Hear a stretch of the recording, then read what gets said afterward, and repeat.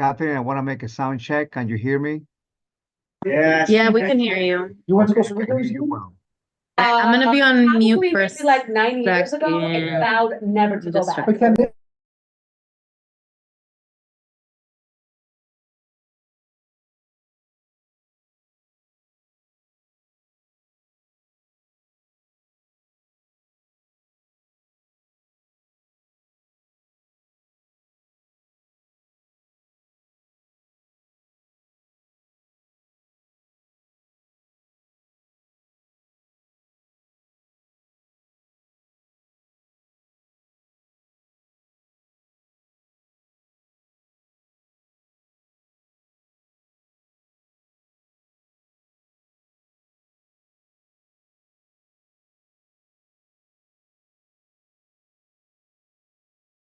All right, mic's on. but Sim Mountain. I Were there any As a matter of ones fact, like when I went to, live that- Yeah. I went to Montreal, The thingamajig?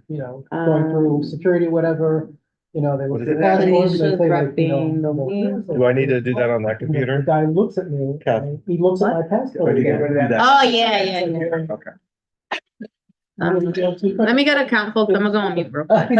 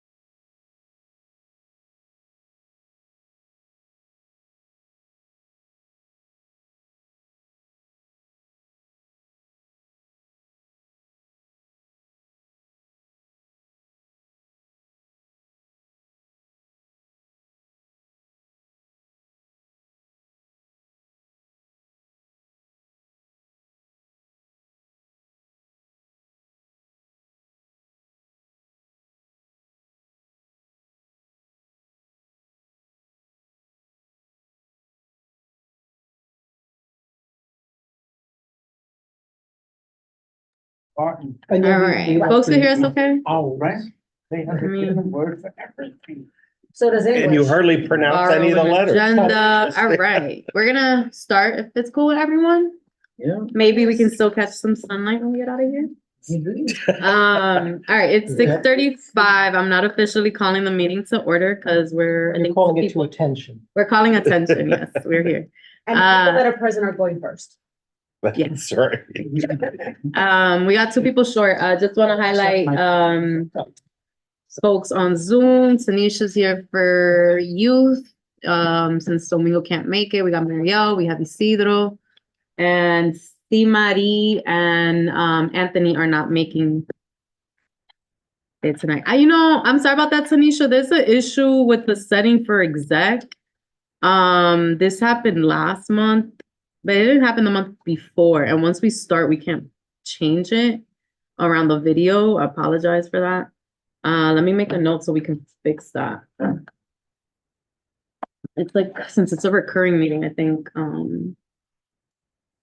it got tacked on. Yeah, it's cool. All right, so welcome to exec. I know we got somebody from the public in case any more trickle in or watch. Executive committee is composed of all of our committee chairs. And so we mainly discuss items in preparation for our general meeting. A space for kind of like what happened at meetings, any feedback, challenges, contacts. So really kind of like a resource share, if you will, and for administrative updates. So I know the agenda's not on the screen, and folks may or may not have gotten it. But today I have a board chair report real quick for myself. You'll hear from District Manager Ebenezer Smith. We have, when Michelle joins on, we'll have a treasurer's report from Michelle. We will also discuss, as we're entering the last quarter, our final expenditures for the year and just some ideas that have been floated around. So we'll discuss that quickly and then finalize our April and May calendar and then hear from committee chairs. We're gonna start from people in person and then online. But if you're in person and like it's bedtime for your child or anything like that, just flag us. And all right, I think that works Does good. that expand on that computer too? Yeah, you just gotta make it full screen. All right. For my board chair report, I don't want to like repeat the same things, but in terms of the general, we're gonna keep the general meeting this month at, I never know how to say it, the Vagelos building? Vaginal. Vagelos, thank you. All both pronunciations are wrong. The Vagelos Vaginal. building, Greek. which is where we've hosted our meetings, Sounds for a while. Sounds It was- generous Sounds medical. Sounds rich. that- and generous. that part. It was programmed already there. Obviously, were issues last month, but in general, out of all the spaces we've used, the sound is the best. For next month, though, going to look at possibly using the Y or another location that's not there, but that will require us to do like a walkthrough and just kind of start to see. We have to consider accessibility. Yeah, and the Y is the Y One on quaint, Maple? the Y allows for like snacks. It's accessible. So, yeah, so that's as far as general meeting goes.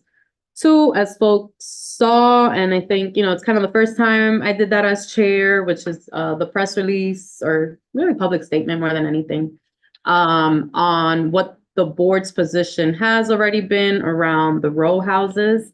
Yes.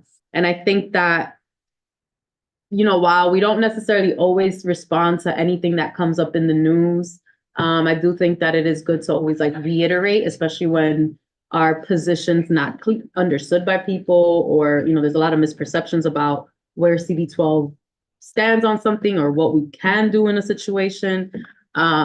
So, you know, I think that was obviously the first time, real quick. Thank you folks who responded and supported in that, Wayne. It was really last minute, as, you know, usual statements usually go. So I think definitely something that I would say is not exclusive to that issue. I think that any time that anyone on the board is flagging kind of like big areas of concern, a lot of, I would say not just like a Facebook group, but like a lot of public chatter about issue that, you know, we've already have a position on. I think that's also another opportunity to do something like that. And then three, lastly, which is actually a new thing, and I might send it in email just because not everybody's here tonight, is I met with CUNY School of Public Health, which I know different chairs have met with. And there's a project they have, and I don't have my notes in front of me, but they have a project around community mapping that they've done in districts 9, 10, and 11 already, and have finished and are looking to do with us. It is tied to and not tied to cannabis. So of course, you know, there were concerns of, hey, there are these new businesses coming.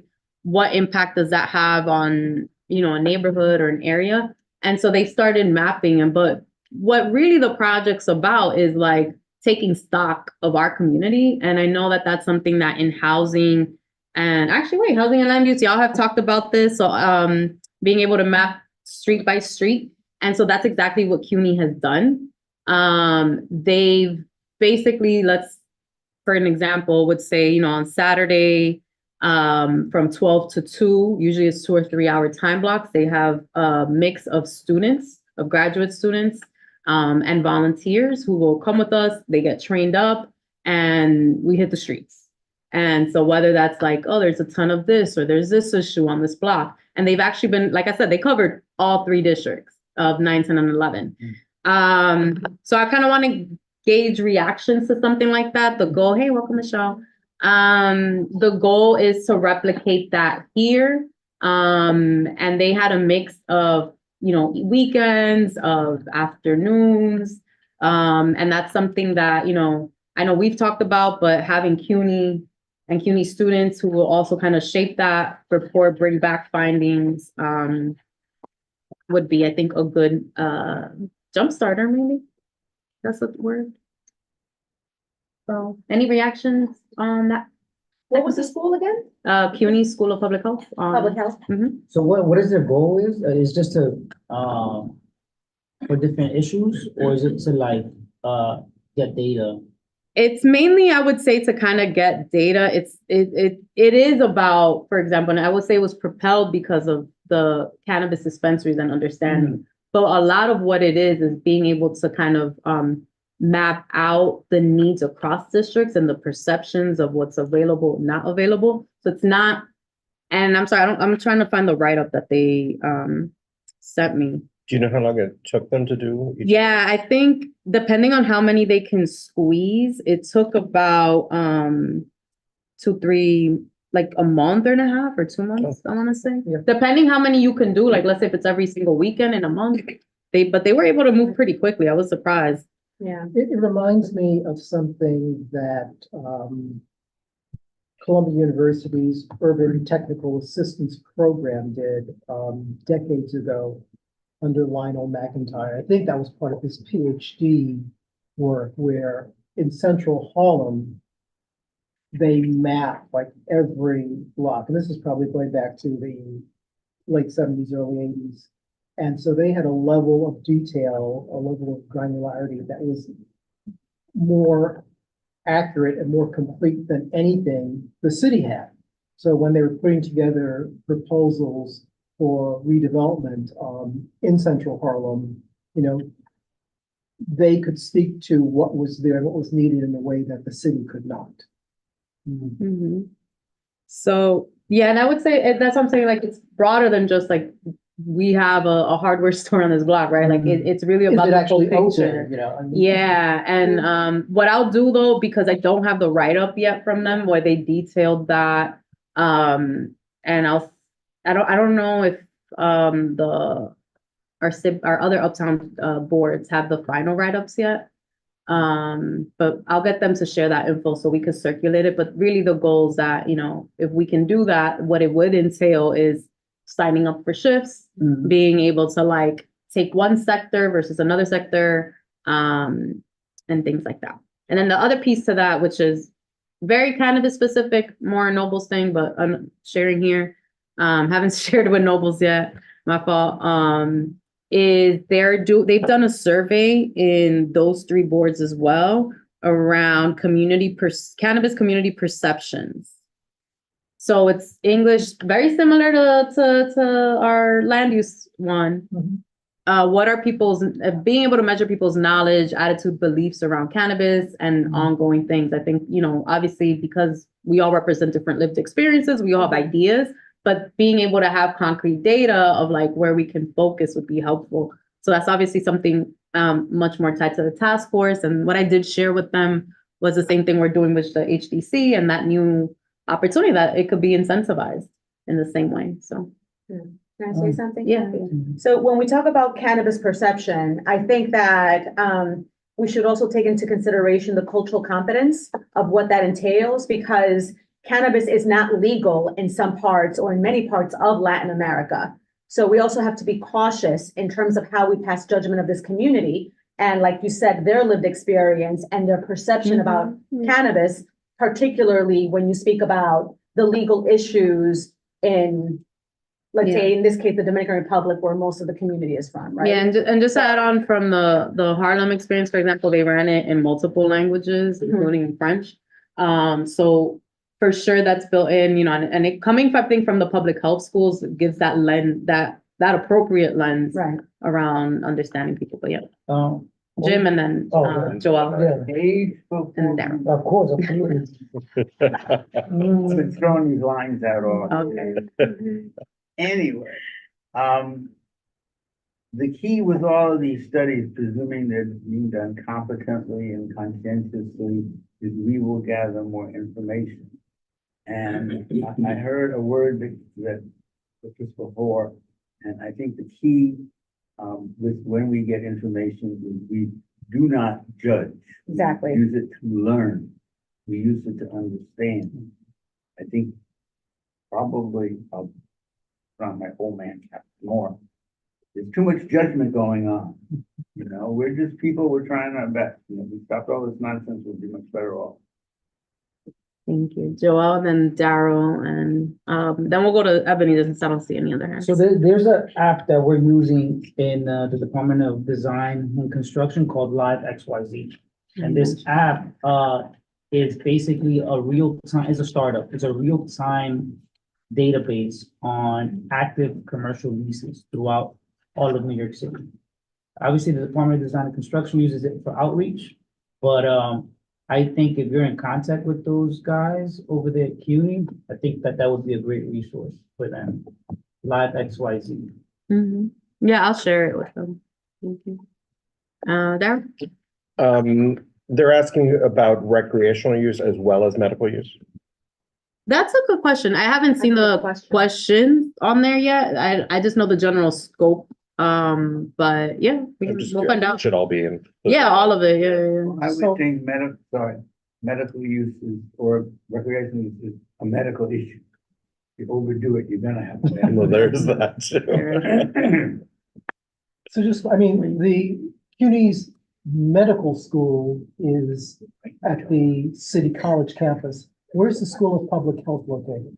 They're on 125th Street and I want to say Lennox. I always forget the Really? cross street. Oh, They used to Oh, be on not one, your unless they moved. No, social work. That's that's on 119. That's Yeah. Lexington. Yeah. They used to be on like Third. upper Third. west side, I want to say, or upper, hold on, I'm telling you right now. That's what Google's for. Yeah, they're on 55 West 125th Okay. Street. They used to be like upper west side, like Manhattanville, quote unquote, area. And they moved it to 125th. I'm not sure. I where. didn't know they were in, that's where Clinton's office. They're literally by that Chase, Down there. that really Yeah, big I know storefront the- Chase. I know the building owner. And they have a great community room too.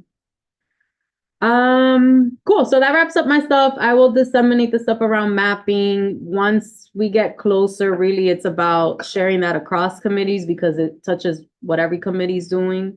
And yeah, that's my stuff. All right, Ebenezer, I turn it to you. Thank you, Madam Chair. Always is a pleasure being here as your district manager. I don't have that much to report at this time. You know, the district service cabinet meeting gonna take place this week. But I have been working very diligent along with our chairperson, our treasurer, and the office of OMB, looking at our budget to project how much of funds we're gonna have a surplus for this year.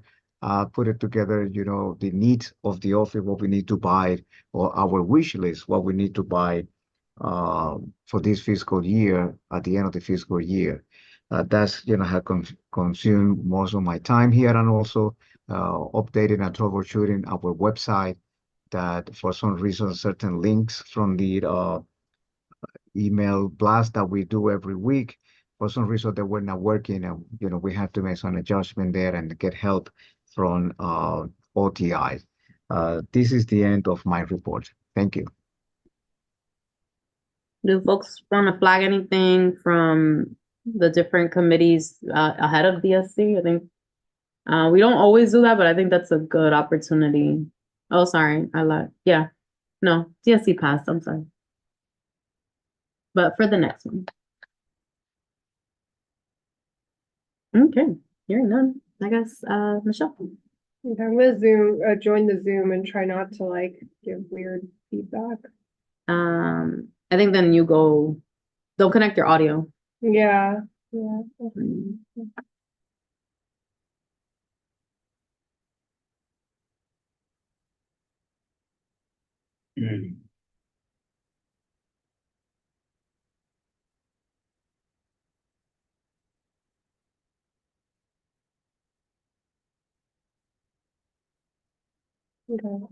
Can you promote me?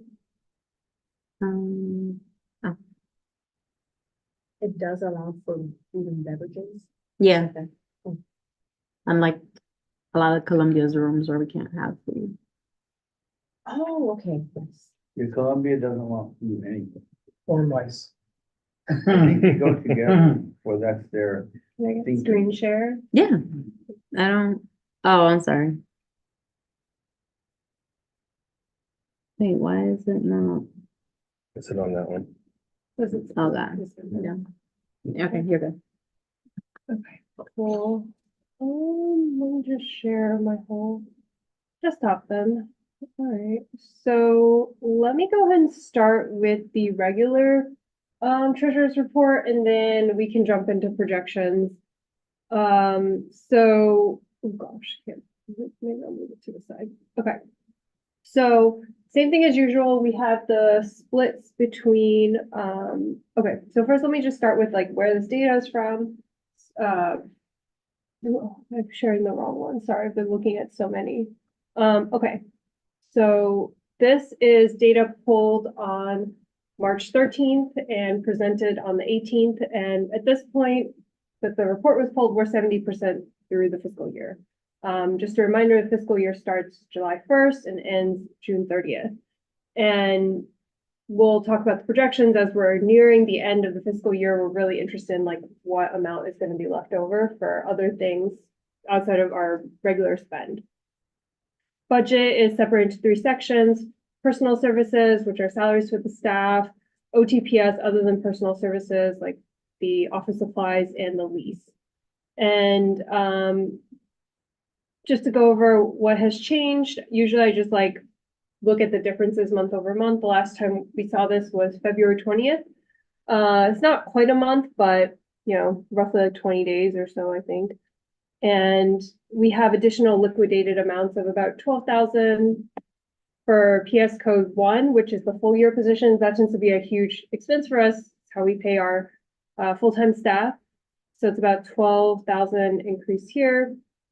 And so we've liquidated 122,000 of our budget. You can tell our budget is actually pretty high, the amount that we're budgeted for that code.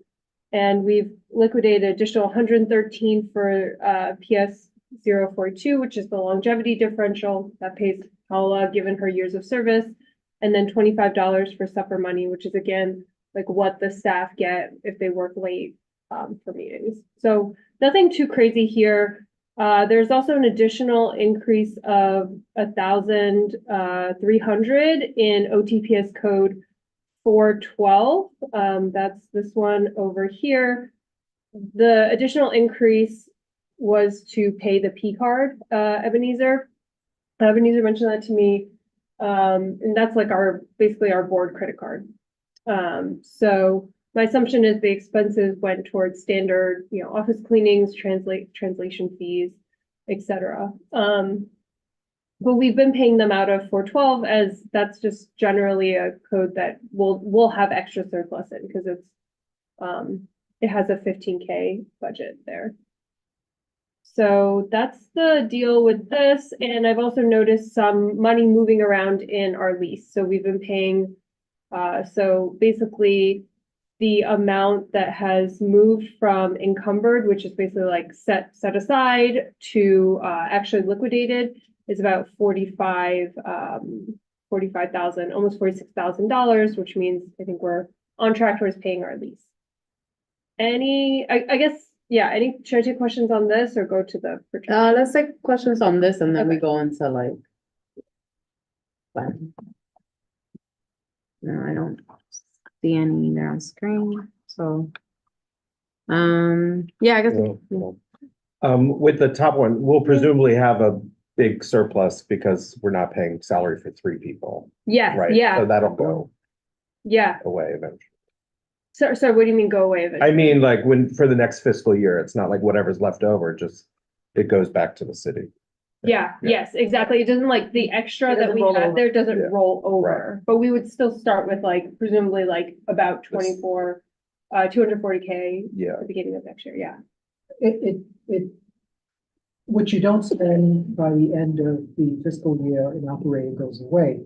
The question is, can you shift PS to OTPS? Yeah. And spend it there?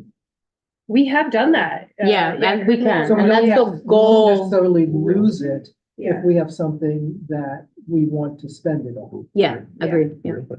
I think that's what we did Yeah, last that's year. why the list of, it has to be approved. We Yeah, did that last year as Yeah. well. That's why the list is The like- goal is we do that. That's why that list is high. because the goal's to do it again, and, you know, that is subject to approval, from OMB. That could be nice. Yes, this is a really. But yeah, but I'm next going year, with it, yeah. presumably, right, we wouldn't We have that wanna be because we would full have staff. 4 Right. staff. Yes, so let's Yeah, think about the iron cell. right, yeah. Thank you. That's why we're doing it this month. I think to Paula's name. Appreciate that.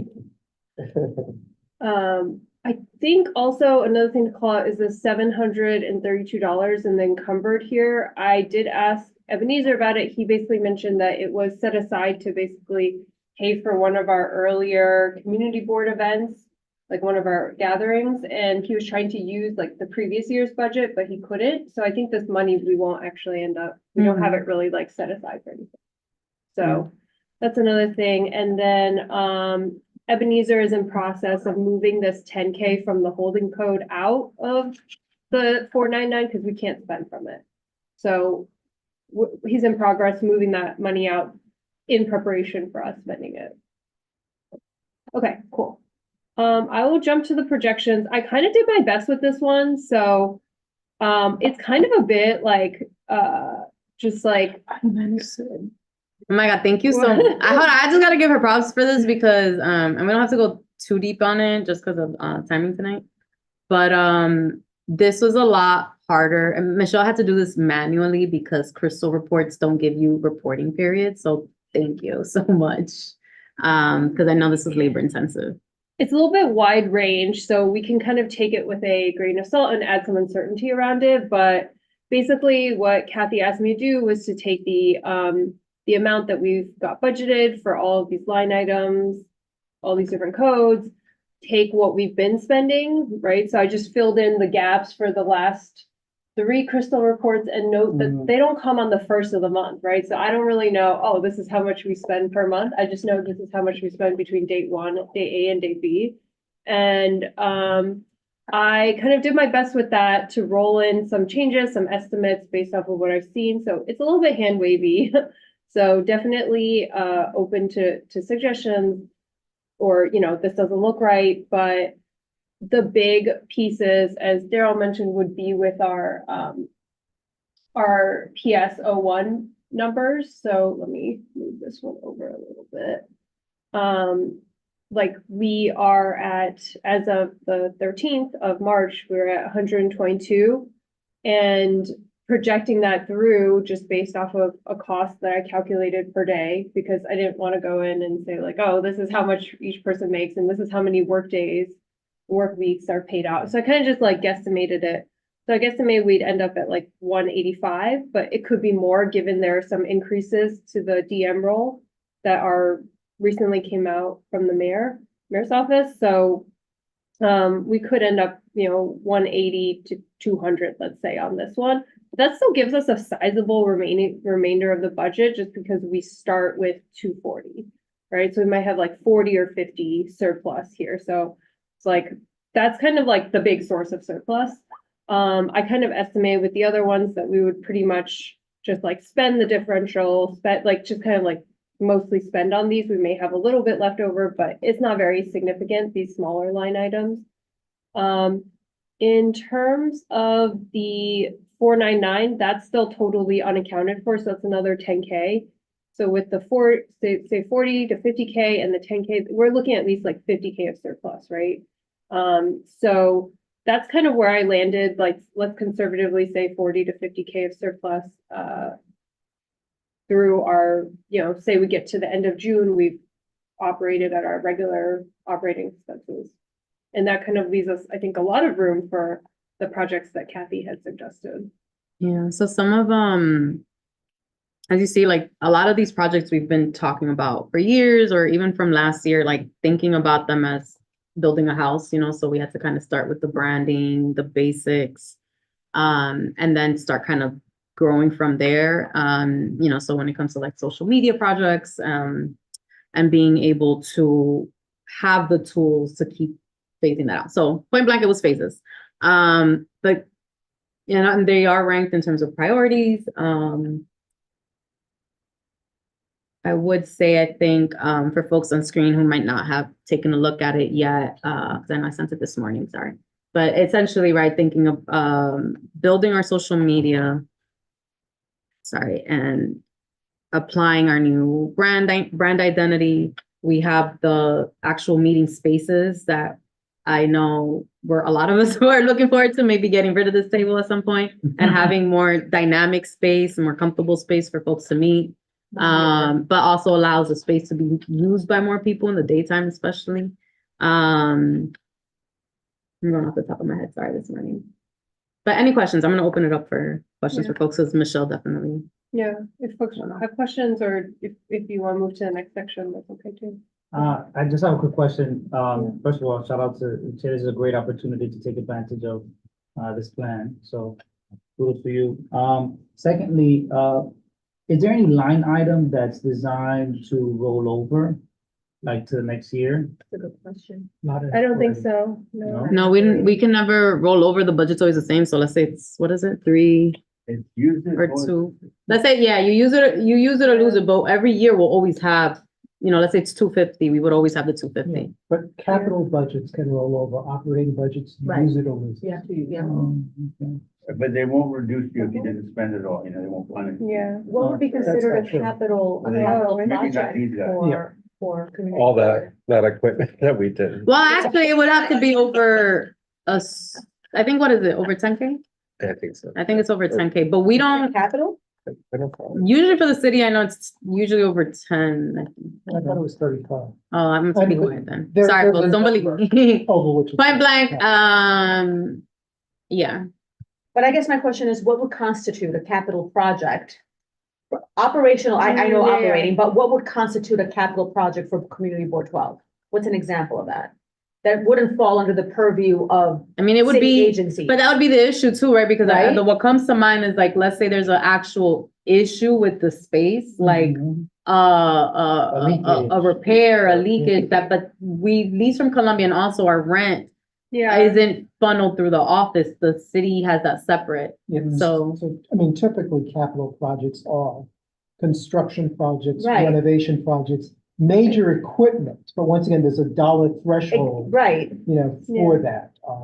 And even that gets tricky because I remember distinctly several years ago, they said that, computer systems or whatever could be considered capital. And an Hmm. organization I know, they put in for that. And when they got to OMB said, no, that's not capital. let's paint. That's not capital. Paint is definitely not It's capital it's- if you're doing a complete renovation, Mhm, but otherwise it's considered maintenance. mhm. It could be a maintenance on a 258-year-old mansion and the paint is holding up the building, but they don't consider that capital. So, That's why I asked the question. Yeah. I don't see What any building hands could on. that be? Do What building could that be? Architect. you want to just dive into projects? Yeah, I can stop sharing, yeah. Oh, thanks. Appreciate that walkthrough. So, yeah, we have to, again, this isn't necessarily like voting, a formal voting, all the amounts are, less than what that threshold would be, but it's just to get a sense of like, are these the projects that kind of address the needs that we've had, that folks have spoken for? There's probably minor stuff that we didn't capture, like one of the things like, let's get laptop risers and like a tower for the owl so we could stand it, once we get better tables. Mhm. So interestingly, at the land use committee meeting, Daniel, and I forgot what we were talking about, and maybe you do, Jim, but Daniel said, well, why don't we create sort of little informational videos and put it on the website to explain something so we don't have to keep doing that. So I see number 2 and number 4, linking them, because that's kind of like marketing and outreach and doing some, short videos and posting it to the website. So this is information that's available on a number of things. So one of them can pertain to the landmark survey, but there's so many other things, like what does the community board do, which you could have to explain. So I think linking those I two would would be like to great. watch that video. Yeah, I mean, just today I had a conversation with a board member who will be dedicating more time to that. And we were talking about like, what are projects that maybe we can kind of obviously start now that even if we don't have like our full Instagram in place yet, but things, that stuff does take time. So being able to start with like info videos, because people don't know what a board is, don't know what committees are. They don't know that we are like real regular people from the neighborhood too. And so, sometimes it feels very like formal and scary. But that goes hand in hand with the website. I would say obviously the website is the number one thing that we're looking to move on ASAP, because none of us are WordPress folks, or none of us are like what's the term? Like just web developers, or like, especially in our case, it's less about the back end and it's more about the user experience and the design, because it is a challenge to find resolutions. It's not like easy to figure things out. Yeah, So. that's number one for me, in reality. And also, for that number two item, I would include like content creation, like creating, Oh, yeah. outreach material is great. Yeah. But content, in social media, I think that some of these firms do that for you. Yeah, so that's something that actually, I would say is, first, we want to kind of get a sense here, and then think about for next year's budget, if this has been normally the trend, where can we dedicate money to, or explore what a quote is. And sorry, that's where my brain was at, of like, one for website and two for social.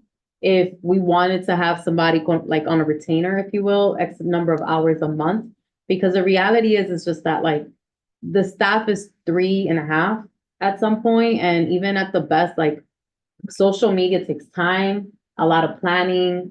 It's its own skill set and talent. And while our staff step up in so many ways around the website, it's just like their time would be better served working with our city agencies, working, what they're here, they want to do, what they're gonna do day in and day out, versus like, oh, I need to work on a reel on Instagram Right. and like edit it. And it's just Right. like, why? If we can dedicate the money to that and like make everybody's life better and easier, then why not? Yes, But- so to that point, I remember years ago in small business seminars, they were talking about small business owners and using social media, to drive business. They would point out that you actually need to dedicate the time, let's say over the weekend or whatever, to say, what are the materials you're going to release over the next week?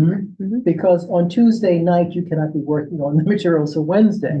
So having a consultant that is, working on sort of a weekly basis, what's coming out for the next week. I would say, but we need to be careful, because we ran into this years ago, where we are an arm of city government. So we need to be careful with the content creating what it said, because it doesn't become kind of a personal free-for-all. Yeah, so the same Which can happen thing. which has happened in the past. No, I agree with that. I think, one, there are city guidelines for social media and obviously for a website that, and just design in general, which all the vendors, have had and like reviewed, and that's where their like the proposals came from. But I agree with that. 1,000. Jim, Daryl, and then I think we'll probably be in shape to wrap up. To mention the obvious, that all these things have to be kept up to date, so if meeting dates change or whatever. Because, assuming we do a good job, people will rely on it, and that means it has to be reliable. Yeah. Daryl? Yeah, I'm not sure, this might fit in too, but, I was just wondering about what do they call them? Those kiosks on the The sidewalks? link ads. Link, Yeah. or do we have anything on those, or? Yeah, so that's another piece that I think with the third person, with what was Chanel's position, would help. So I had been able to help a few times doing it. We get free placements on those. Yes. It is in their template. You're off me, by the way, Ellie. Okay. We do get them for free, and you can put the name. And I remember we've had them across. They decide actually what block it gets put on. But that piece is free. But like, let's say we have a design of like an event that we're sponsoring. Actually, wait, a bunch of it is free for us. So you just need to submit, and it's a monthly it's an online Google form that you just submit what the meeting date is, like for housing or whatever, and they'll put it on the link. Oh. Which one, I don't know. But Ellie, go ahead before we keep going. Eliezer. You're on mute. Okay, maybe not. Yeah, so, Oh, there we uh, let me know whenever you're ready to go forward with Linksys or the newsstands.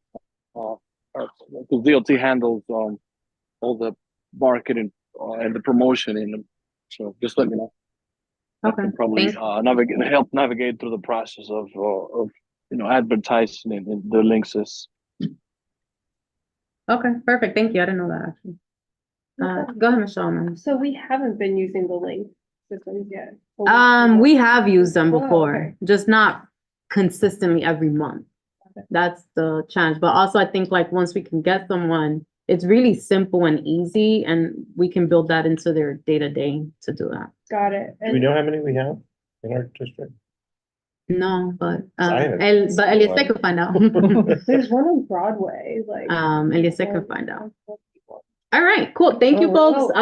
Offer feedback if Sorry. anything. Yeah. Sorry, the other quick point I had was like, the only one that doesn't have an estimate is the digital subscription of Zoom and Bitly. Yeah, I gotta get the Zoom numbers. I had a quote last year, and then I think our needs actually have changed because it was to get us like 5 different seats. Okay, So I'd have to reach back out to the contact I had and get an idea of like, and this year actually that was helpful because it's like, I think we need less Zoom. It was basically like per user that you have to pay. okay, So I gotta get new Zoom quotes. okay, so last year was about, because I feel like Zoom can be like really cheap or like super. Yeah, and it went easily that way because Yeah. they changed their business model. So now I think we just have the one Zoom Pro and then we use the MBPO account. So we use 2 accounts. And the goal was like, we have one, use ours, add 1 extra seat, and then the ability that both have like, you could do at the same time 2 webinars.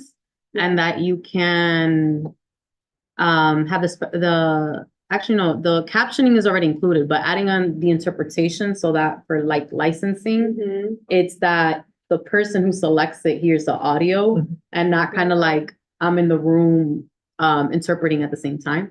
Okay, So it was for those changes, but we had originally estimated more seats than I think we actually now need. So yeah, that was the gist of it.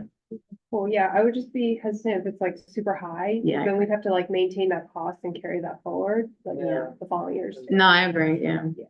Man, I think that was actually really good that we didn't like swap into that because now we can just scale as we need and adjust. So. Yeah. Cool. Thank you guys. Onwards we go. So we're gonna move on to our review of our meeting calendars for April and May. I know Ebenezer, if you're still on, wanted to highlight, this is on March. Passover. Yeah, I was dates gonna mention that. Paul. and see what we want to do. You know? According to the guidance that I have here for Jewish holidays, Passovers, first 2 nights need to be observed, and the last 2 nights. And the first 2 nights for this year are going to be April 23rd and April 24th, and our general meeting is marked for April 23rd. And the last 2 nights for Passover celebration going to be Monday the 29th and Tuesday the 30th. Catherine and I were talking this afternoon where to move it. It has to be, you know, a Wednesday or a Thursday, because if we move it to the following week, we're going to have the same situation again, Passover observance. So we decide to leave it open for discussion tonight. Isn't the first Seder on the 22nd? I'm sorry, I'm just on It my is. phone, switching to my computer now. Yes, the So- 22nd on a Monday at sunset is started. So we don't have, it's not a problem because we don't have a meeting that day. Because that's not when our executive is. Okay, perfect. No, yeah, executive's the week before. Yes. Okay, perfect. Sorry, So the issue- I'm just the issue getting on is there now. the 23rd, The Mhm. general board because meeting. that's the night of the Seder. And from my point of view, I mean, the first 2 and the last 2, but the first 2 are the really, really major ones. So families get together and you eat the ritual foods and sing the songs, and celebrate freedom and all this other good stuff. Mhm. I like the 2 actually. So if we keep it the week of, if you will, You know, like Ebenezer said, it's either Wednesday or Thursday, which is not the usual Tuesdays. And then So like move it the to week 24th, before would 25th. literally be right after the executive committee, which is incredibly That's tight. incredibly tight. Yeah, and I know everybody's like, no, absolutely not. I agree. Ebenezer agreed with that.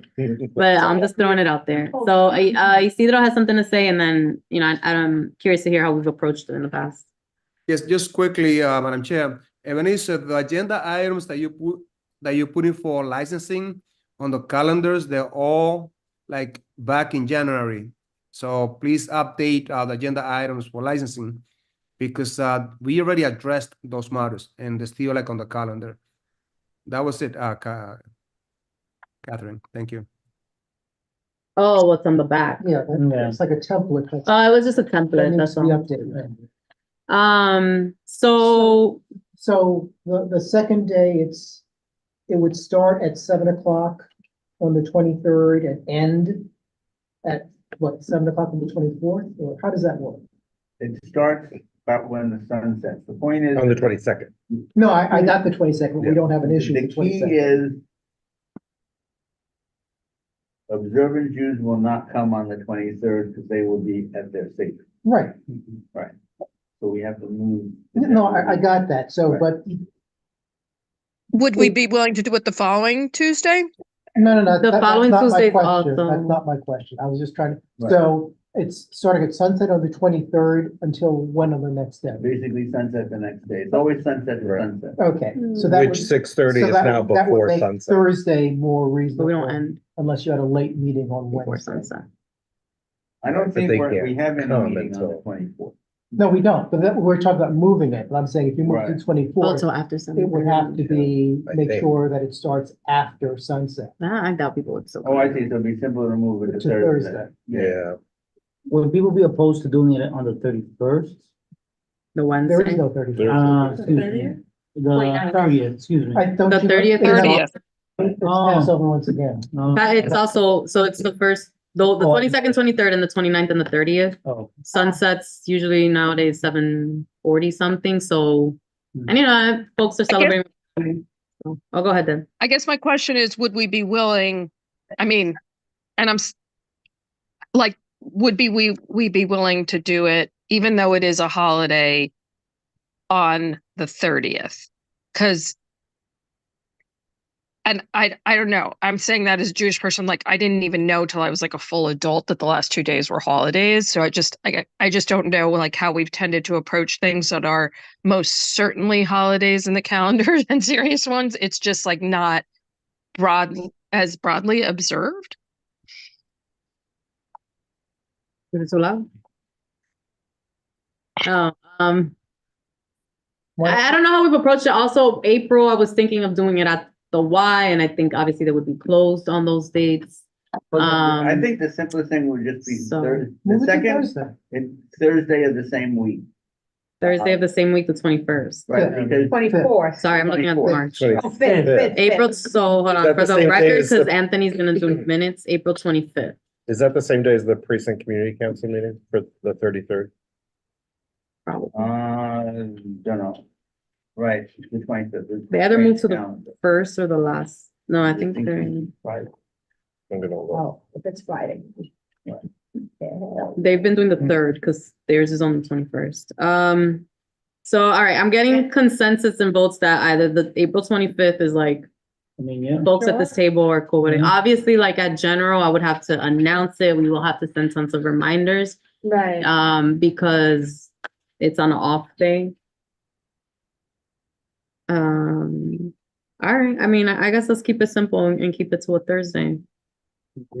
We've had See, the good thing about success the before. last 2 days is really observant Jews, unlike Debbie and I, do observe the last 2 days. So for example, we would, by having it that day, exclude Rabbi Cohen, and that would be improper. Mhm. Well, I mean, I think also outside of our members, if Oh, we that- really want to that's a bring good point. if we really want to bring our meeting to Inwood and move out of, and barrier spaces, not move out of Columbia, then we wouldn't be able to do it on those dates. So 25th would work for a venue. Right. All right. All right, so let's go with the 25th. 25th? Yeah, April 25th. So general Um, meeting gonna be April 25th? Yeah. But then Is, also people, if they Don't don't show, show up, they're it not- doesn't, Yeah, but I it's not a mean, mark against they them. also have we've, Right, it's an automatic Enough. excuse that. notice. it's an excused absence, but you know, we've been trending in a great direction in terms of attendance, so. I trust, faith. Anyway, in terms of committee meetings, so those look good to you? Yep. I suspect, I think someone is trying to have a joint meeting. Have y'all got into that yet, Mario? Any decisions? Oh, go ahead, your hands up. Sorry, I'm in a karate studio for my son. No, I haven't heard from Domingo. Sure Okay. who's gonna make it today. So, I'm not sure. I think April might be, but for us, I'm thinking May most likely, but we'll. Okay, you cut off at the end, but you'll follow up, so that works. So for now, we'll leave all meetings as is, except general. Okay. Great. Okay, let's move on to committee task force reports. Like I said, we're gonna start with in-person folks, unless you got bedtimes on Zoom. Is it okay if I just kind of go around, or do we want to go by order of arrival? Were we doing the May calendar too? Oh, I'm sorry. I thought that was, sorry. I had included both in my head. May. Oh, okay. May, is everybody good with May? Yeah. No, wait a I mean, the minute. general meeting's the day after Memorial Day. See, this is why, thank you, Daryl. I was just gonna say That was the that. only thing I noticed, but I don't know if that's problematic. Is that? People it's travel. not, Right? It's When's not a Memorial? holiday. know? It's not a religious holiday. The I'm just 28th. pointing it It out. would be too tight to executive, so I think we have to leave it at the 28th. The day Yeah. after. 27th. up. Yeah, The day 27th. after. So that's my beach day? That's your beach day. Wait, huh? Not in Costa Rica. Okay, and potentially, May joint meeting with, Don't call it from. You- all right, I thought it was for April, so that's why I was questioning. Look, I have strong opinions, so. All right, so we'll make sure that folks get well awareness of the Tuesday we got meeting. Let's go with order of arrival. So Luana. Thank you. That was my idea, by the way. I should say that, but thank you, Madam Chair. We have, I'm going to ask when the minutes come out to refer to the minutes for the programming. Lots of programming happening with our community partners. But the most pressing item for the PCA is we will have a resolution to be presented during the general board meeting. What happened? No, it just smells like smoke, Okay, It does, yeah. like fire smoke, not. oh, no. So, okay, so, and this meeting, this resolution is to once again make a call to the mayor and the council to allocate 1% of the city budget to parks for operations, not programming, just strictly for operations. We did pass this resolution last year, but the committee thought that it would serve purposefully to pass a resolution that is reflective of this upcoming budget, but also to eliminate the part where it says arts. Last year, we did 1% for parks, and I think it's 1% for arts. We want to dedicate this exclusively for operating parks. So that's coming down the pipes based on a presentation made by an advocacy group called the 1% for Parks. So that's the only pressing item that we have, and the unveiling of the artist at the Broadway Mall will be happening soon. I will make that announcement in the general board meeting. Part of that beautification Broadway Malls project. So we had one presentation that was pertaining to the planting of native fauna. And now this meeting this past week was about the artist. Flora. Flora, yes, Flora, thank you, not fauna, Flora, that would be exciting. I don't know if they say plant. Ground. No, yeah, so that's what I meant. I usually say flora and fauna, but, the Sean Scully, I believe is the name of the artist. The last name is, Scully. We saw a presentation on the art that will be on exhibition. So I'll give more details to that in the general board meeting. I just don't want to be repetitive. Okay. The resolution did pass at the committee level unanimously, so that's important to know. Okay. I was gonna say also, we have a ton of flyers for the Hispanic Society exhibit, like Oh they yeah, dropped off a Hispanic lot of stuff. Society has the Dominican Yorks exhibit. NOMA has their Women in the Arts exhibit, called Dress. And the Morris Jamel Mansion has their Easter egg hunt. So there are a lot of cultural activities happening in the community. Mhm. Yeah. Perfect. Cool. All right. Next up is Wayne. Right. So, the land use committee, had a presentation, by Columbia University Medical Center on the new, biomed research building. It's right down there, right? Well, over there, basically, it's the lot, that abuts Russ Berry and the School of Nursing. And it actually is built and designed as an extension of Russ Berry. So the new building will actually use the elevated core in Russ Berry, and I think, and one of the, fire stairs. But you know, it's basically 77,000 square foot building, most of which 55,000 would be labs, and then you have other support spaces and office spaces and medical spaces. So you physically connect to Russ Berry. You also connect to the School of Nursing, but the School of Nursing likes to operate more independently.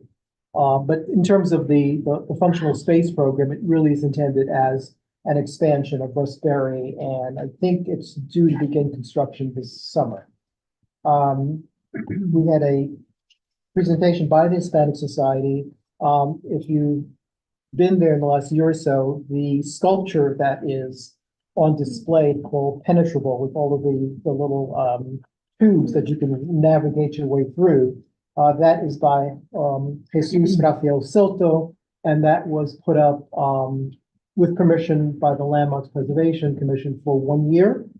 And they required LPC permission, not because it's an outdoor art exhibit in a historic district, but because it's actually physically anchored to the structural slab, so it's secure to a designated building or structure.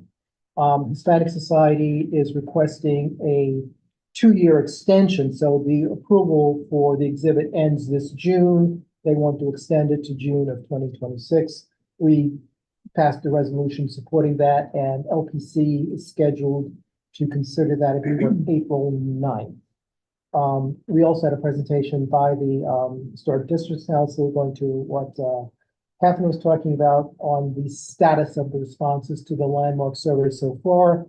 We received, I think it's about 86 responsive, and fully half of them are advocating for a sort of apartment house district, Fort Washington, Cabrini, sort of focused on the Art Deco buildings there. There are a couple others, but the whole idea is not for HDC to decide which ones to advocate for, but at some point to invite the people who responded to come to the table to talk about, you know, their proposed districts and how they would like to move forward. HDC, for example, can provide, I think through the Six to Celebrate, they provide, you know, technical assistance for a year for groups to put together, you know, their proposals and to advocate for that, and all the petitions, sort of walk them through the process that's needed to actually, you know, put in a proposal for that. So those are the things that we looked at. And obviously, the thing that happened subsequent to the land use meeting that got a lot of attention was the Pix News article, and I mean, not news article, but the coverage and discussion of the pending demolition of, I think, half of the row houses on West 158th Street. What is interesting is on, you know, Wednesday, we had the land use committee meeting. On Saturday, HDC and West Harlem Community Preservation Organization had their annual preservation conference, which focused on the impact of government policies on historic neighborhoods.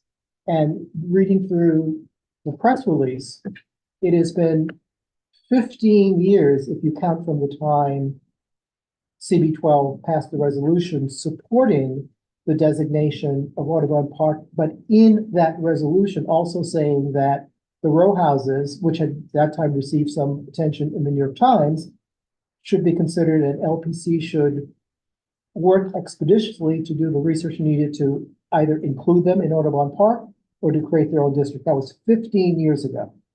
However, going through, my tons of paper, in 2005, so 4 years before that, when CB12 was asked to provide suggestions on what we thought the boundaries of the district should be, we provided LPC with a map that had broader boundaries, which would have included, which did include the row houses. And you might recall the discussion of 857 Riverside from a year or so ago, which is the house that's affiliated with abolitionists. It would have included that and all of Riverside Drive from 158th Street to 161st Street.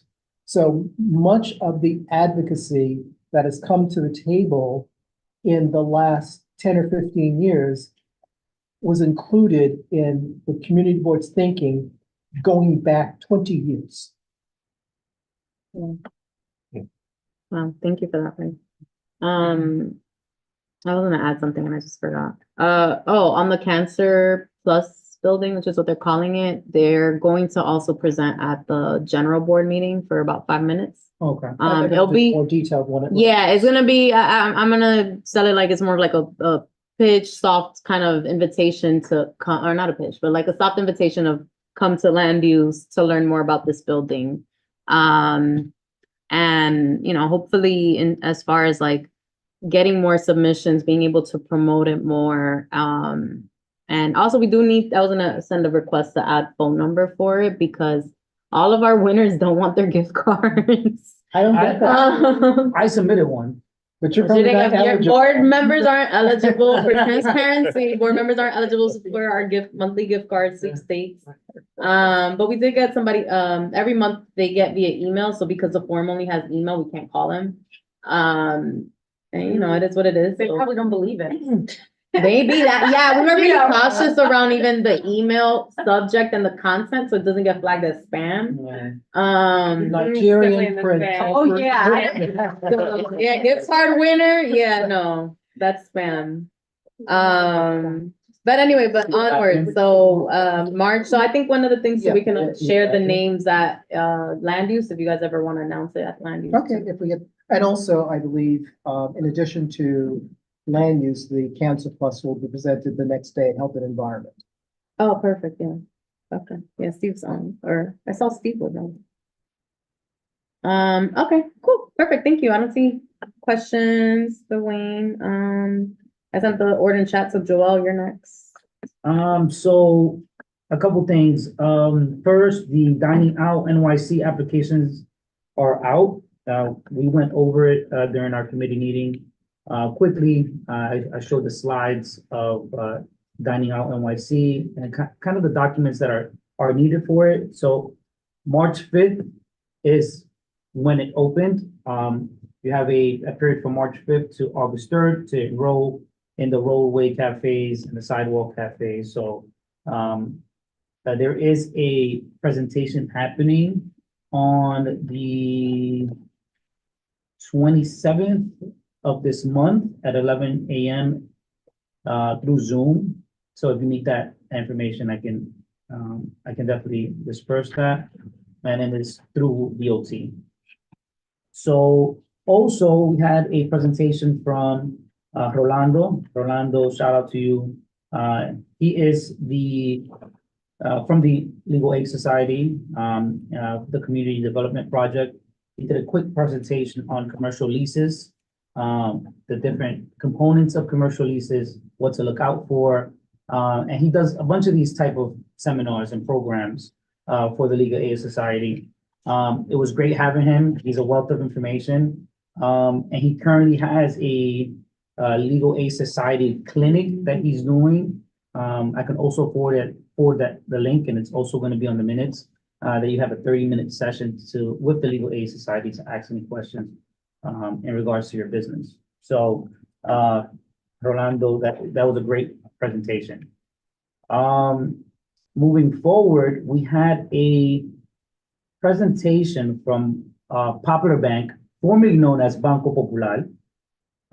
They're doing a application to become the business development district. So basically, this is an application through New York State and the Office of the Superintendent of Financial Services that basically New York State gives $10 million of deposits into Banco Popular to kind of provide programming for financial literacy or FHA or mortgages, things in relation to finance for the community. So programming is half of it. And the second half is lending products, deposit accounts, mortgages, business loans. So all these these dollars that are going from New York State go into Banco Popular to give services to the community. This application needs community board support. So we wrote a resolution which the committee voted unanimously for it. And so they made a few promises. So some of the promises, I just want to, read some of the promises that they're doing. So they're providing programs for financial literacy, building credit, managing debt, budgeting, first-time home buyer, seminars, and saving. They are also proposing Visa secured cards.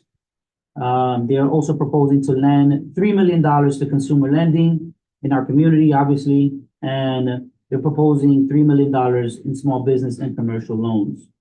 So usually this program is specifically for middle market banks, not the big Chases or TD banks or a Bank of America. This is kind of to draw people into these banks, to Banco Popular, and in turn is a win-win for the community and for the bank. So in the resolution, I'm going to outline the different promises that they've made to the community, as well as I suggested this to them. We want to see the results of all of this. So every year they're audited by New York State to see if they've accomplished what they set out to do. And they're audited through New York State, but we decided as a committee to say, when and if you get approved for this application, you should come back to the committee and show us the work that you've done. The first program, and they haven't been approved for this, obviously, because they need our recommendation, but they are still doing programming, and their first program is going to be on April 25th at 4:30 at the Dyckman Street location. So that's the bank that is applying for this. It's 180th and Dyckman Street. That's the branch that's applying for this. And they're going to be talking about first-time home buying. So this is kind of a preview of what they're going to be doing in the future in terms of programming. But we voted in favor for it. I think it's a great thing for the community. Banco Popular is a staple. I remember having one as a young adult, 18, 19. So I don't have it anymore, but this is definitely something that's going to be good for the community. So That's your win. Actually, I remember the old Banco Popular commercials like in the 1960s. But two things. Yeah. For those banking districts, they have a geography that they serve. So what is the service area for this? And also a couple times you mentioned the promises they made. Are those promises or are those the elements of their proposal that's part of the application that's being submitted? So so to answer the second question, so part of their audit is to make sure that they have an attendance list, an attendee list of these programs through New York State, and they verify that these programs were held. So it's not just like a verbal promise, but it's certainly something that is going to be audited. As your second question, remind me of it again. No. Your first question. What's their service? Oh, the service, Community Board 12, All community board 12? yes. So even though they're indictment, it includes this part too? Yes. Okay. That's- So all of Community Board 12. You got a question from Elias, if I can, oh, no, you don't, never mind. I think Wayne, I think you should assist in helping us draft a BSA along or part of the resolution itself. I think you could master us all in how organizations and institutions usually make their great presentations, great promises, and as you know, more than all of us, very rarely come back and do their part of their bargain for a bunch of reasons. The branch managers or the representative that you spoke with, they're no longer with the company, so that's a factor. So I think that besides the resolution, I think that Wayne more than anyone can help us draft a BSA so that that promise can be held for, if possible, though. Yeah, I think that I'm gonna send it to you, Wayne, like I've done in my previous resolutions. You can take a look at it. I'll also send you the presentation so we can piggyback off that. Right, but Eleazar is not speaking about not even a community-based, agreement, but it's like they're putting in an application to get, the money. And we're saying that, okay, these are the elements of your application. This is what you're saying you're going to do if you are awarded. And we just want to make sure that that's the program they move forward with. Okay. Great. This is like a random thought, but I do think also like thinking back to the website, like I would love that. I know there's a lot in the past, but maybe we could do like the present ones moving forward. Like what are those community agreements and putting them on the website and not like I have to find a resolution from 1995. But like we could have a withstanding tab of like these are community agreements that exist for different entities. Oh, that's good. Also, keep in mind that they have to refresh every year. So this application lasts for 1 year. Okay. And then they have to, but they only need one public opinion or letter of support from the community board. After that, they could just, refresh the application. Just, Yeah. are I'll they support going to? you. Yeah, I mean, years ago, one of the bankers I knew, part of their financial literacy was actually every Saturday or every other Saturday going into one of local high schools and having programming there so that you were not just talking about financial literacy at the adult level, you were sort of bringing that level of attention to, high school students. This is the kind of stuff you need to be looking at and budgeting and da. So are they talking about that as well? So Javier is the branch manager and he's very much open to suggestions. I got his number and any maybe education, youth and education, we can suggest, hey, do this programming for X and X school. And I think Javier would be more than willing to do that. Yeah, that'd be dope. That's a good connection. Yeah, Michelle, and then I'll pass it to Daryl. Just a quick question. I think it's a really interesting program. I didn't know about it, and I think the programming sounds really interesting to get out to the community. Definitely sounds like could benefit a lot of people. I'm just wondering where the 10 million in subsidized public deposits come from, and like you mentioned, is it in perpetuity or like banks raise deposits on a regular basis? Is it like they get 10,000 and if they renew, then they keep the 10,000 like through perpetuity? So they are, it's state tax dollars that go into these bank deposits. Sure. And this is for the year. And this is to fund loans, business loans, mortgages, lending and programming. So just to answer your question, it's on a yearly basis. Then it's not like, oh, here's $10 million, you can do whatever you want with it. No, it's like you got to do certain things and meet certain criteria. If you don't do it, right? Like if you don't like reapply and get it, like the state will state will take the money out and they'll like lose the deposits. Correct. Or not renew their license. their application. Right, and yeah, okay. Got it. Yeah. Interesting. Yeah, it's a good program. I think I've never heard of it either. Mhm. And I think the closest BDD is Harlem. And it's also Banco Popular. So 125th. Oh, I'd be curious to see what success they had there. Yeah. Actually, one of our board members, Mr. Elvin, is the branch manager, and he can tell you directly of the success. So. All right, thank you, Joel. That's 3 resos so far, so bylaws. Yeah, we're moving along. We're getting near the end, and looking over the bylaws. I think we're in Article 12 right now, and there's only 15, and some of them are just like one line. So at the end there. So yeah, hopefully have something to report soon. All right, our dual education squad, we have Carmen and Tanisha reporting on behalf of that committee. Whoever wants to jump on in. I could come back. No, I can jump in.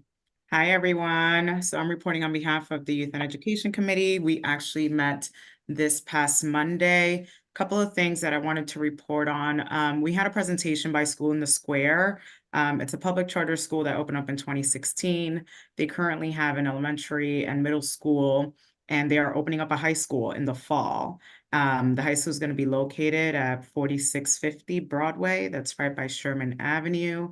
And they're expecting to have roughly about 104 high school students during their first year, and increasing that amount every single year. Applications are open until April 3rd. If you know anyone which may be interested, and families usually apply via lottery. We also heard from our Community Education Council representatives, which shared that they had a legislative breakfast that was very successful. There were a lot of parent coordinators, principals, students who really spoke up on what they thought was important. There was a panel made up of superintendents, so that was very, very successful. And there will be a CEC 6 Chancellor Town Hall on Tuesday, March 26th, which is unfortunately the same day as our general board meeting. It starts at 6 p.m. But if you want to catch it maybe for 30 minutes, you possibly can. I'm sure you can find the details online somewhere on Google. And more importantly, our committee voted on a resolution which passed unanimously. And this resolution was urging elected officials to identify and prioritize funding to sustain a lot of programs that were funded with federal COVID-19 relief funds. As some of you may know, New York City, or the federal government, gave New York City and New York a lot of money to help our students navigate the many challenges faced during the pandemic. But now we may be headed towards a deficit because we have so many programs that were expanded on, and now no funds to continue paying for them. So during the February meeting, we had the Alliance for Quality Education, which is a statewide community-based advocacy org that focuses on equitable school funding for all children. And they came to us to pretty much present on these funds that are expiring, and to just raise the alarm and seek our support in helping them reach elected officials to make sure that they're prioritizing funding and identifying these funds. So these DOE funds are expected to run out by June 30th. Tanisha, correct me if I'm wrong. And the deadline to use these funds is September 30th. And as of right now, there are no plans yet to sustain key education programs that the stimulus money is now funding. And you'll see the resolution. The resolution also includes specifically how our district is going to be impacted by the lack of funding. So it includes, and I'll just share very briefly, let me just pull it up. about 16 social workers, some restorative justice programming at 8 schools in our district, allocations for bilingual programming at 3 schools within our district, maintenance of 2 community schools, preservation of 3 through K integrated classes, retention of 1 shelter-based coordinator, and financial support for 1 preschool special education program. So that doesn't include everything, but you'll see in the resolution, which is well, it's not super lengthy, but it's about 2 pages and it has all this data. And yeah, please share. And we obviously encourage you all to vote for the resolution because this is very, very important. Tanisha, do you want to add on to that? Because Darryl. Yes, thank you. Thank you so much, Chair. Also we will be having AQE will be back on our Youth and Education Committee next month we're going to do a joint hearing with Housing and Human Services on childcare.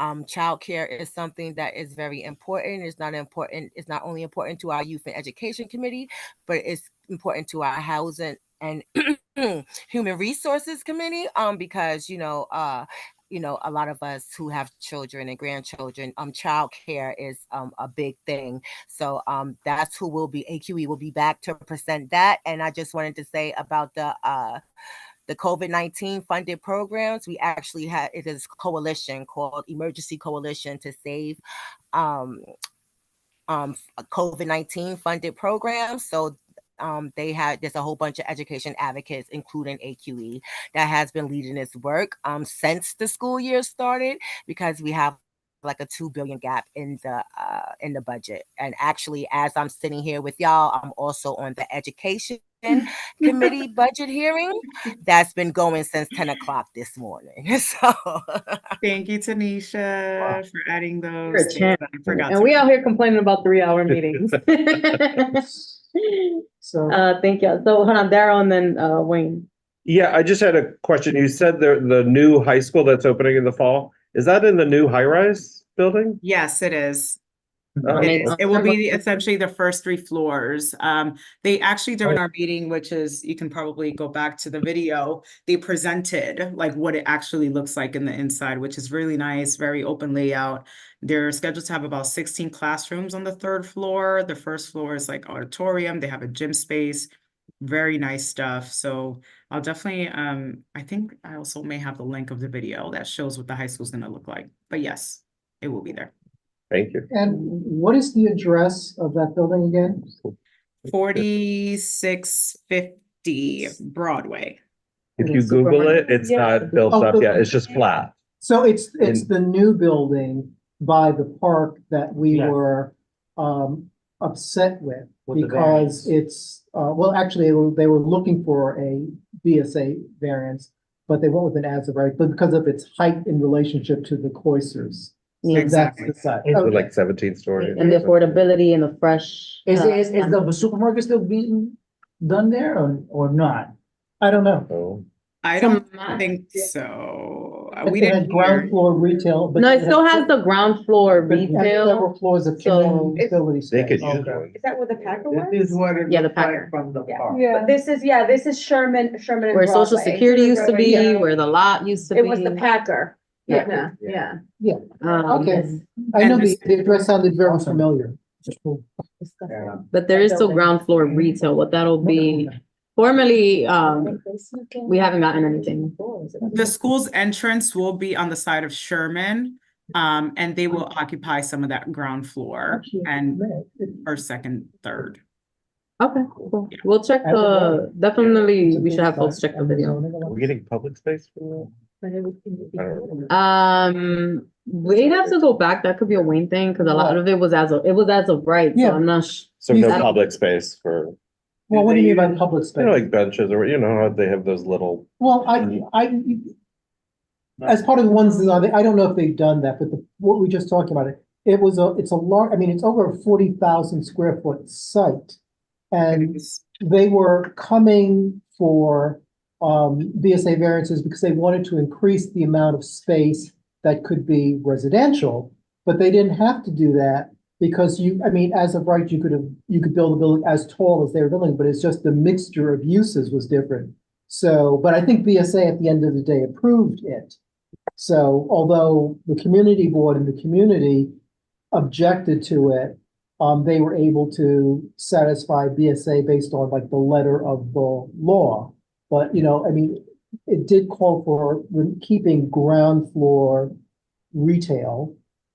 They did mention that there was a charter school interested, although this is the same charter school that we approved for the radio tower where that deal fell apart. So I'm glad that they found some place to go.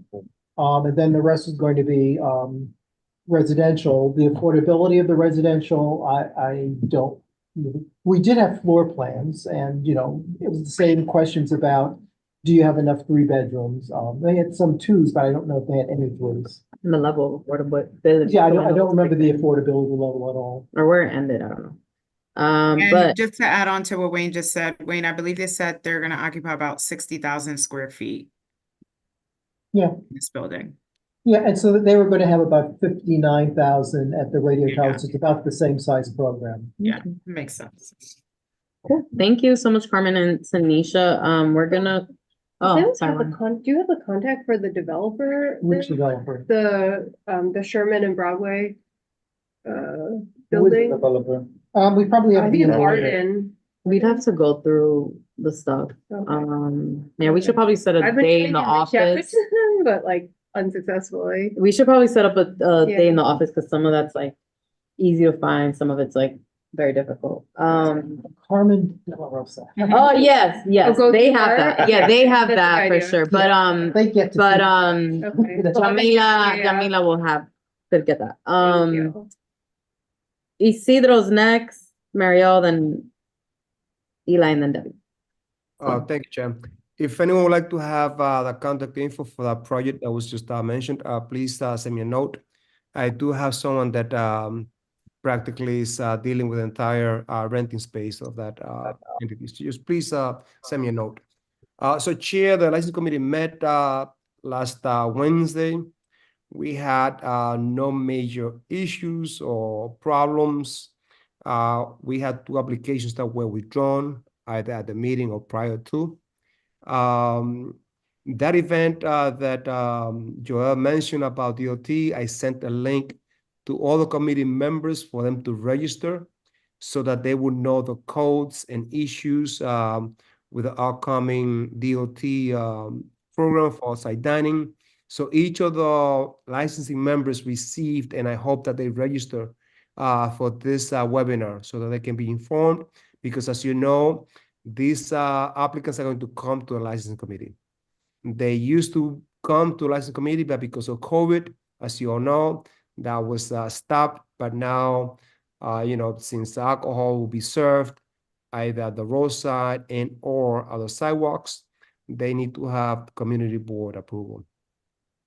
On the meeting, Chair, the 33rd precinct was absent. So members were concerned that, you know, we're not getting full intel from the precincts.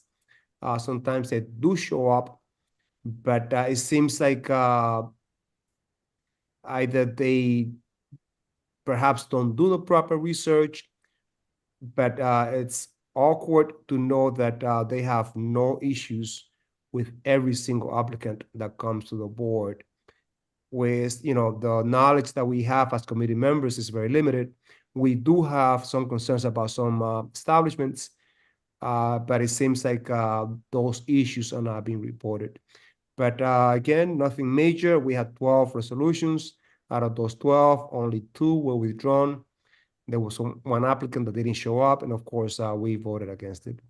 So at this point, Chair, that's basically it for licensing, unless there are any questions. The number for Mark.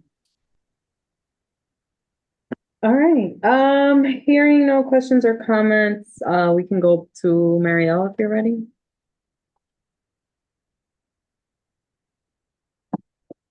Or I can skip to Eli if you'd like, Marielle, because I know you were all set.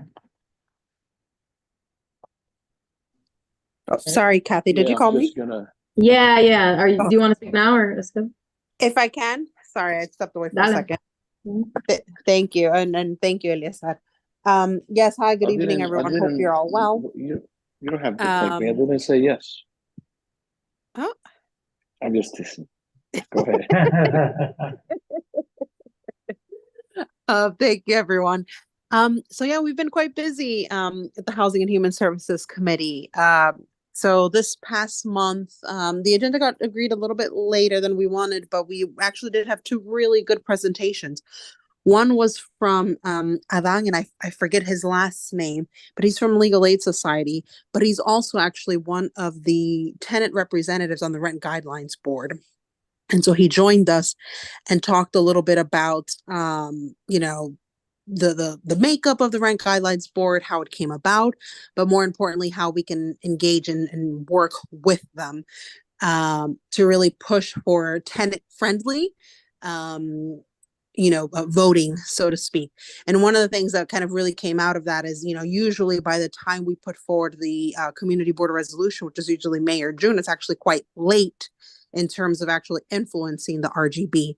And so we'll be working with him. There are some opportunities for kind of more public. Go ahead. Sorry, for public interventions during some of those hearings, and that would happen before the Rent Guidelines Boards, kind of meet and make some recommendations in terms of the proposed rent increases for rent stabilized apartments. So that's one bit of work that we'll be working on. The other thing is we also had a really helpful update from Joanna Garcia, Chief of Staff from Senator Jackson's office, in terms of all the work that the Senator's been doing on not just housing, but also on issues related to human services, which is where kind of that conversation, as Tanisha brought up earlier this evening, around childcare workers and some of the support that we should be kind of raising, advocating for them. And so, as you all heard, we'll be looking to have something jointly with Youth and Education, probably May, but we'll need to kind of sort out the details with Domingo and see when is the best time to do that. The other thing I wanted to, two other things I wanted to share. One is the resolution. So it's the standards for future developments for Washington Heights and Inwood. That's, as you all probably recall, it's been kind of ongoing. But we have, I think it's finally in a much better place in terms of input that we've received from the committee. I think there's a little bit, the reason why it's not being presented this evening is, one, because it needs a little bit more information on the AMI. So one of the questions was around ensuring that the information that's there is actually truly reflective of what the AMI is. But also there was kind of some recommendations from the committee, which I think are really good in terms of ensuring that it's actually reflective of not just kind of all types of housing. And so being quite prescriptive. And so there's a little bit of, just fine tuning it. But I guess to say to all of you as committee chairs, I would like to, once I get some feedback from the electeds, they've seen it already, but I'm going to kind of float it around again with some of the edits that we now have. I'd like to share it with all of you for some input and feedback, because it is quite cross-cutting, particularly with you on your end, Wayne, on land use, and would appreciate kind of input so that we can really make it as strong as possible. And then lastly, I think just a wider point for committee chairs in general. I know one of the things you asked us, Kathy, to really think about is best practices as we kind of, work with our committees and how we engage on these issues. And one of the things that I think, or I hope, will work quite well is everyone on the committee has identified something that they're quite interested in. And they've all kind of picked up the mantle to quote unquote lead on. So for example, like Michelle is leading on figuring out the status of current developments. So figuring out who the developers are, why are certain developments that have just been stalled, like the one in front of my building, has been sitting there, for years, and kind of where things are at. In other instances, I know Tanisha has been really awesome in, identifying, community stakeholders to come to meetings and things, and we'll be leading our work on kind of some of the mental health things. So just a recommendation to the committee chairs as you think about, it's a lot of work to be a committee chair, but really empowering all of your members to take on a piece of work and really lead with it and do so. So just wanted to share that. Thanks. Thank you so much, Marielle. And also we cannot, and I owe actually on this month's newsletter. It's been falling behind for me. But the upcoming HPD event, we need to have board presence there. I'm not gonna say super heavy or half, but like we gotta be there in numbers. Which is the 10th Avenue Community Visioning Session for the site that's gonna get developed March 27th.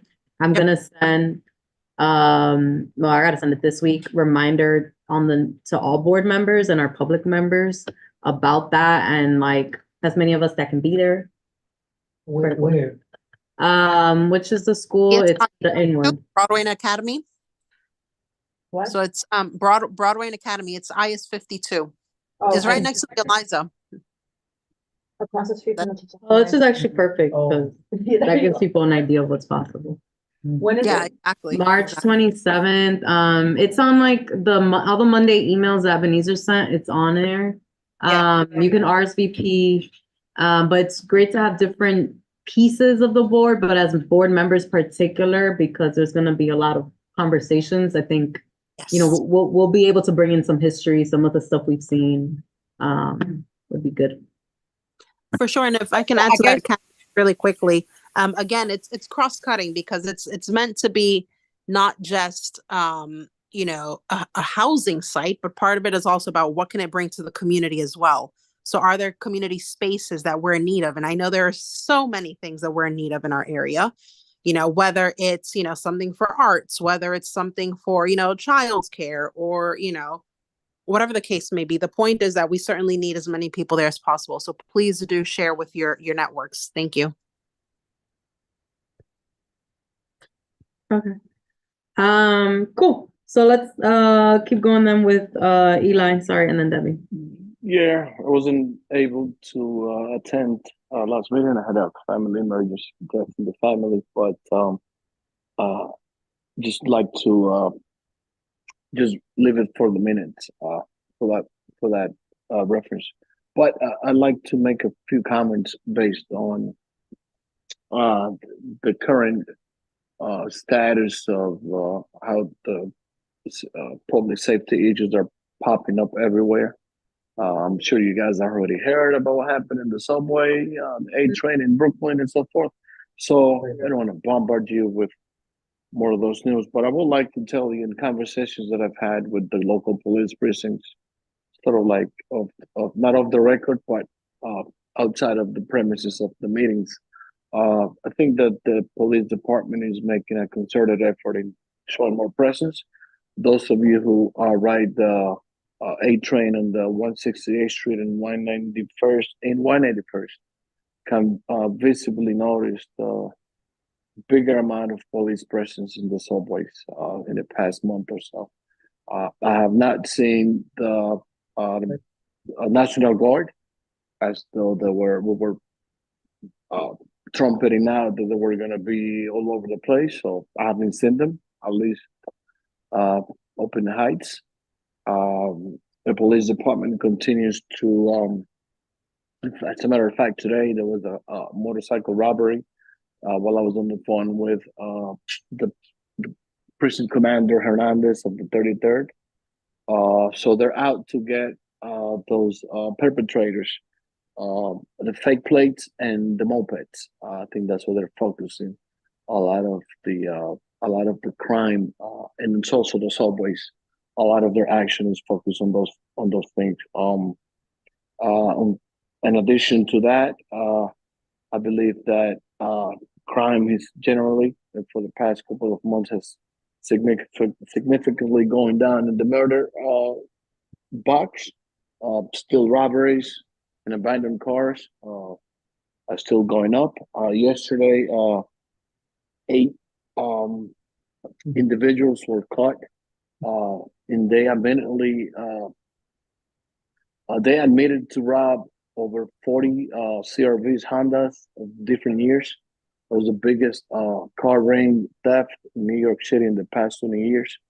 So hopefully that'll alleviate some of the car stolen activity that was happening up in the Heights.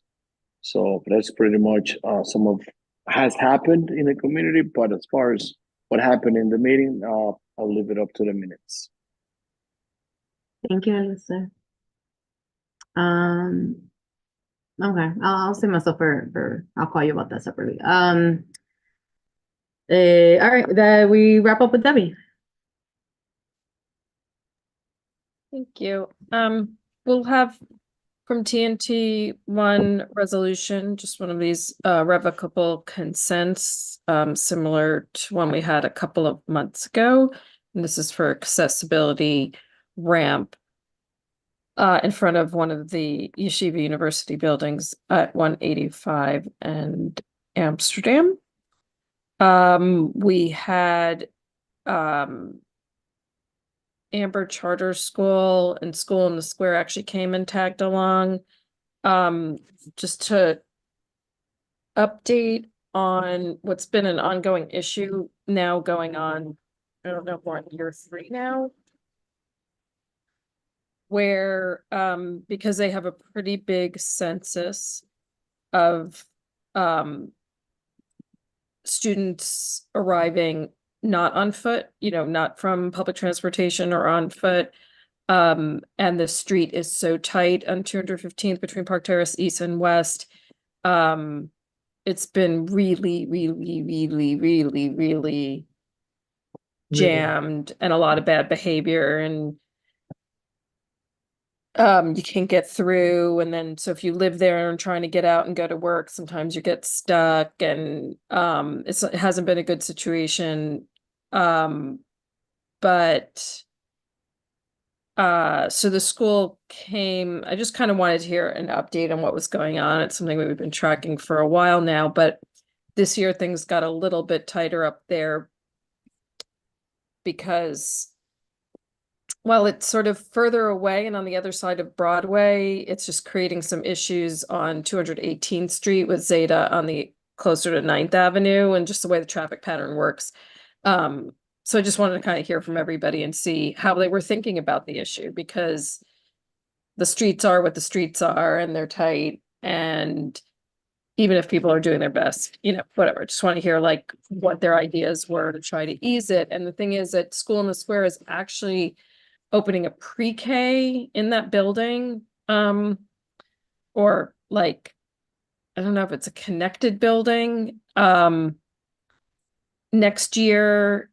So they came to just sort of listen in and track, and I wanted them just to hear it, to understand sort of what they were coming into and just what it's going to take to kind of keep everybody safe. But anyway, the school, Amber had a few ideas of things they were going to try out, kind of having kids get dropped further away and sending school personnel out to, like, let's say Seaman, and like get the in and kind of walk groups of kids back to the school, stuff like that.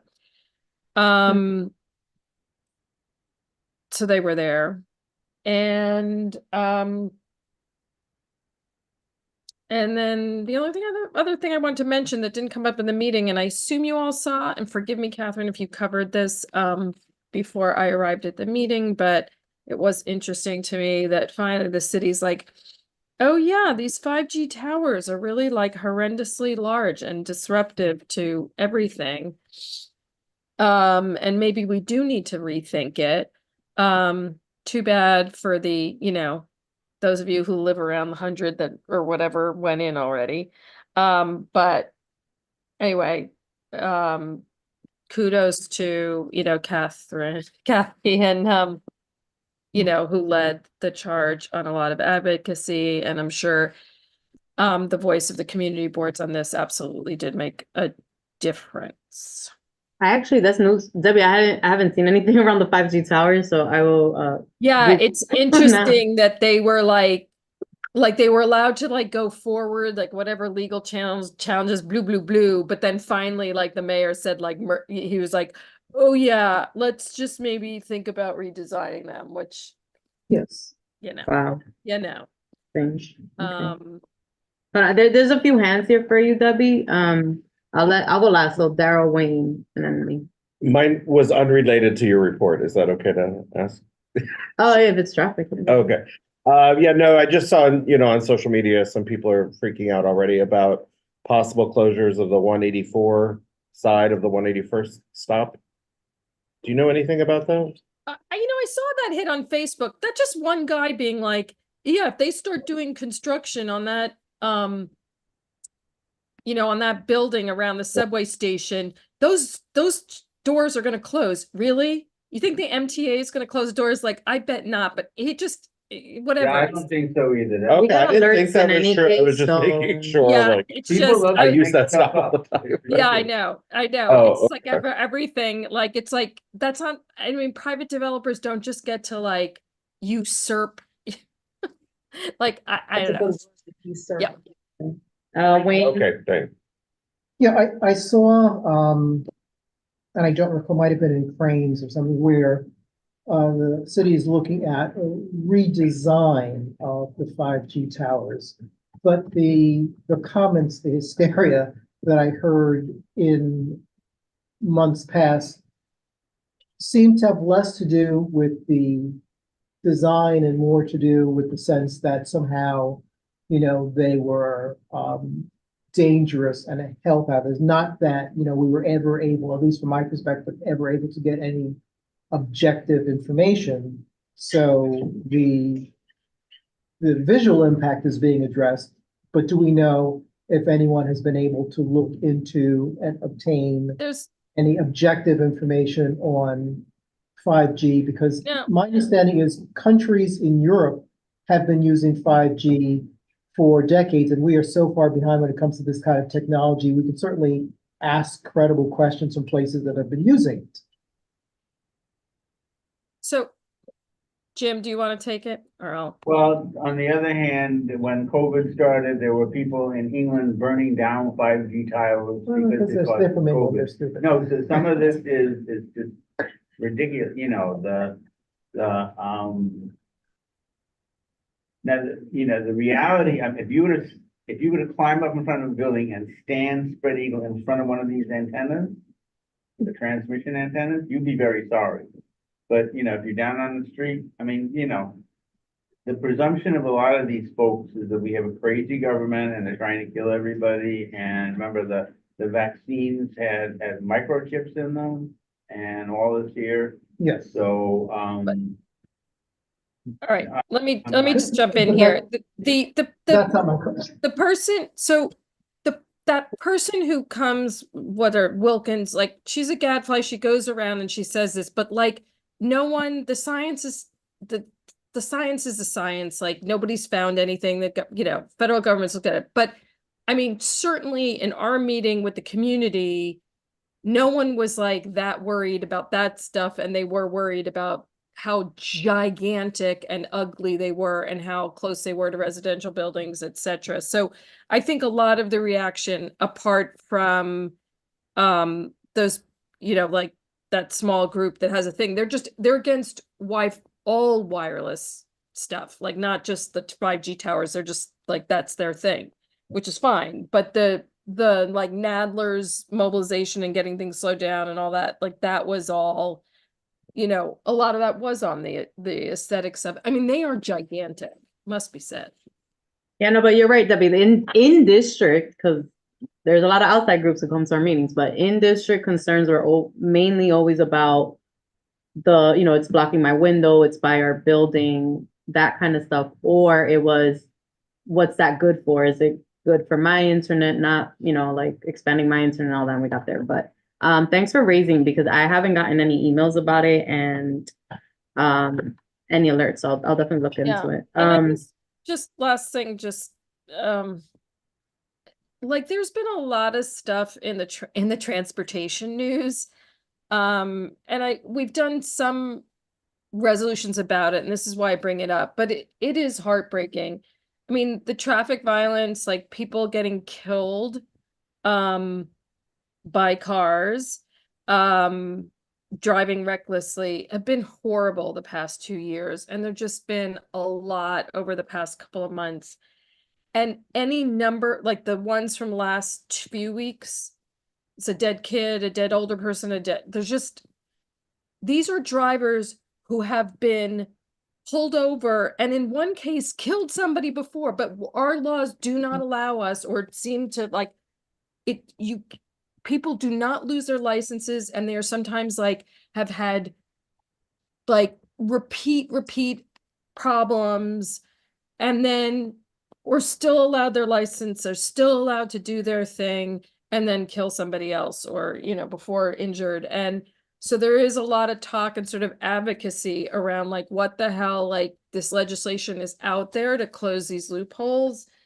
And it's got me so mad. So, I mean, I'm glad we've done some resolutions around there. And I always feel a little bit funny about like saying like, hey, state, you know, this is good legislation, but in this case, it really does make a difference on our streets because, as in a lot of cases, a small group of people can cause a lot of mayhem.